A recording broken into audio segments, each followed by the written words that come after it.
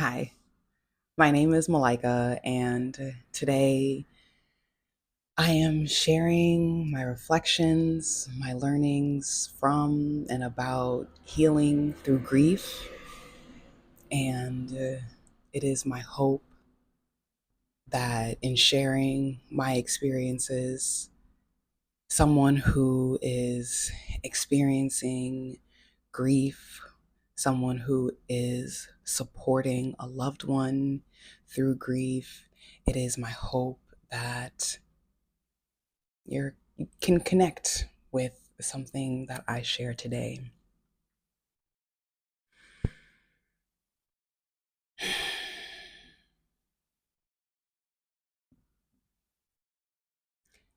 My grief journey started back in 2017 when my beautiful and amazing mother transitioned. I was in my junior fall and probably the most academically rigorous and challenging semester of my degree as an econ major. I came home for the funeral, or I came home while she was still in the hospital. And within 2 days of me coming back home, um, we decided to let her go. The funeral was a few days after, and I was back to school in California shortly after that. And obviously, I had just lost my mom, but I couldn't quite understand how significantly my life was about to change in ways that several years later I'm still piecing together.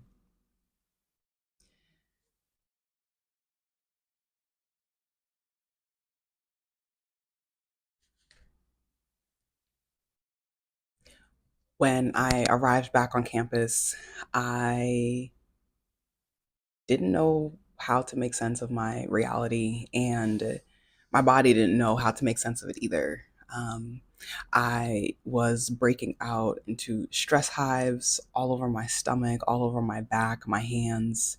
I was not sleeping, I was not eating, I was having multiple daily panic attacks. And it felt like that was all I had to look forward to. But I was determined, or whatever it was. Determination, numb, I don't know. Numb for sure. And some of the practices that I leaned on to support that numbing were not the healthiest, but it was what I knew. I started talk therapy, and well, in hindsight, I really liked my therapist. At the time, I just felt like, well, I'm in your office. What we gonna do now? There got to a point that semester where I walked into one of my professor's offices. I was behind, naturally, on a lot of my coursework. And I looked at my professor and I said, I don't see myself making it to the end of the week. I don't see myself making it to the end of the week.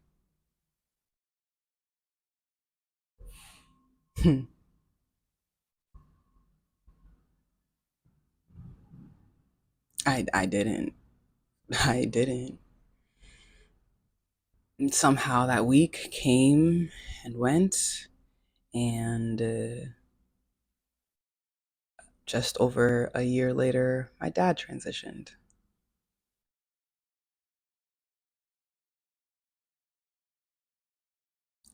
My dad transitioned, and I became the guardian to my youngest sister, who was in her first year of high school.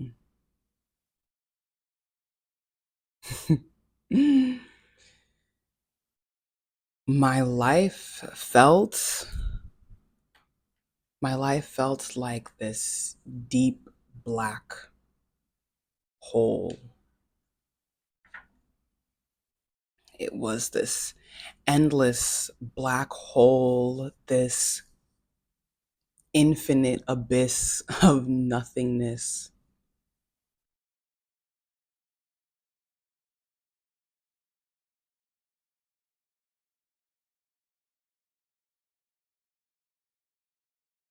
But something in me kept choosing life. How or why, I don't know. Large part was because of my sisters. I felt like if I gave up, if I gave up on life, who would be there for them?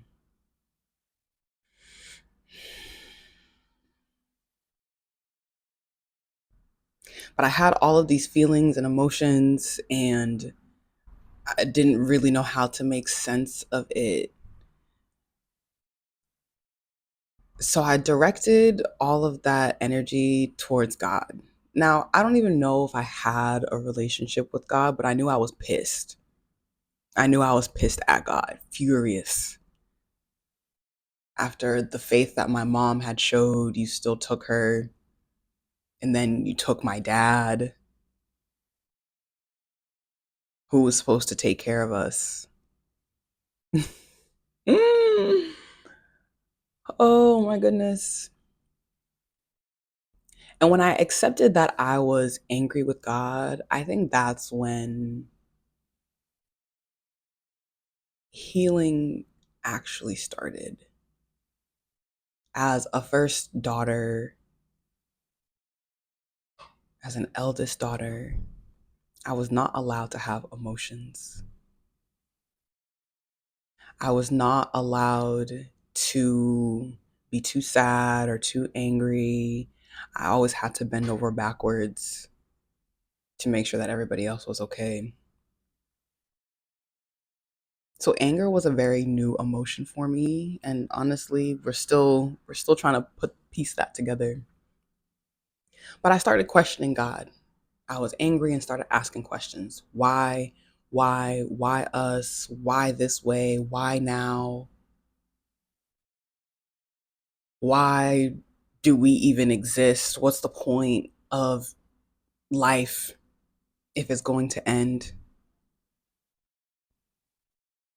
If it's going to make people sad when it ends?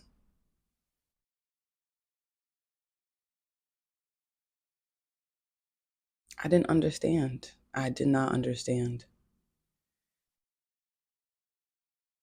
Over the years, as I have continued to ask the question, what is the point of life? Why are we here?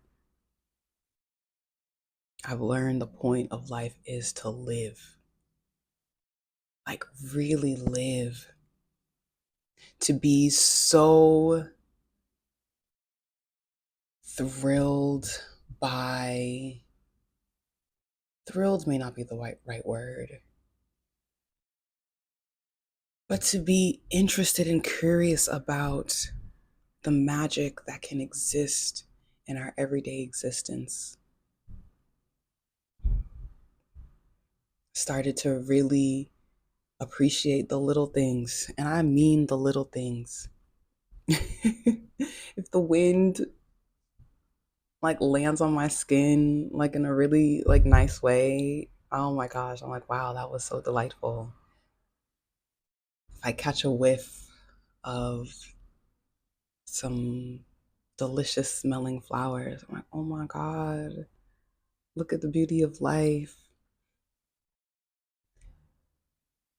But something that has really stuck with me is my relationships and thinking about how grief is love that's looking for a place to go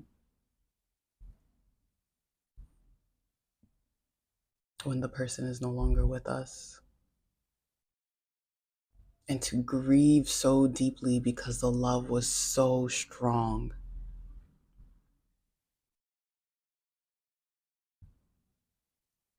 paradoxical. It's you can't have one without the other.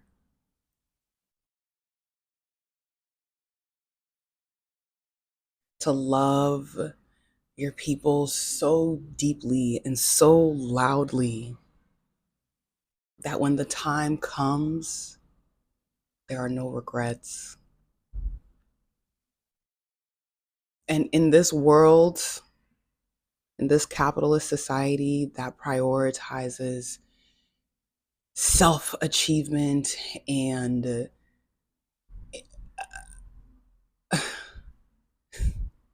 everything that capitalism encourages us to be so self focused and so self centered that we neglect the people that make any of this worth it. Grief taught me that we are powerful co creators of our existence.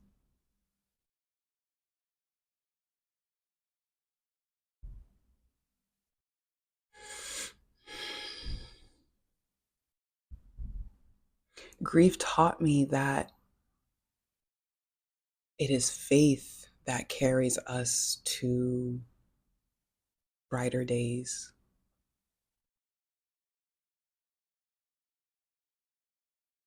It is hope and imagination that fuel the healing, the growth. It is hope and imagination that, for me, transformed that abyss of nothingness into a blank canvas where I could now decide what my life would become and to become an active co-creator in what is my life. Right? Like, this is not to say that there aren't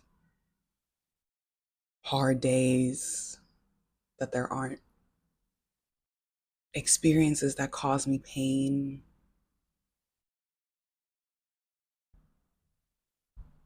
But I embrace it because it is knowledge, it is data, it is insight into my personhood, my humanity.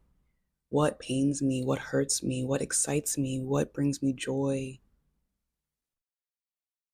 Life is about continuing to seek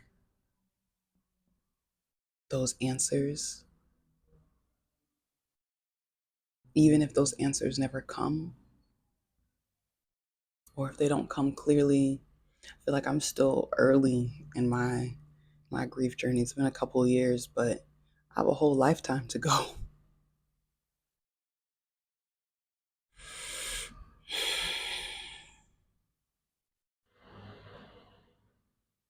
We don't talk about grief enough, and it is my hope that in sharing this little sliver, this little aspect of my journey, it might open up some conversation, it might inspire some reflection, it may just feel like a hug,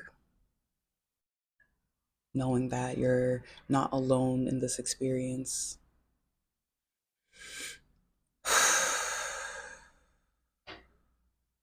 Because loss and grief is something that we will all experience.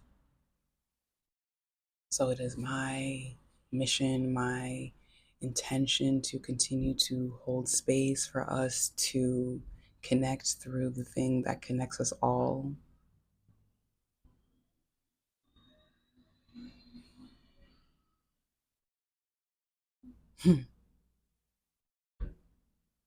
I hope that wherever you are in your grief journey,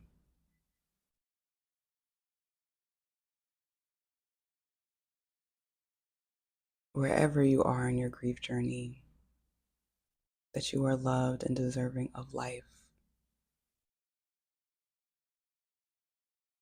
Sometimes things don't make sense, and they may never make any sense. It is my hope that you feel the grief, allow it to be present, allow it to speak to you, allow it to be with you, allow it to inform you and shape the way you engage in the world going forward. I recognize and I honor the weight of grief and the nuances and the complexities that come with it, whether it's families or work or, the way you just relate to other people. I hope your grief transforms you, whatever that means to you. I'm with you on this journey, and I'll see you later.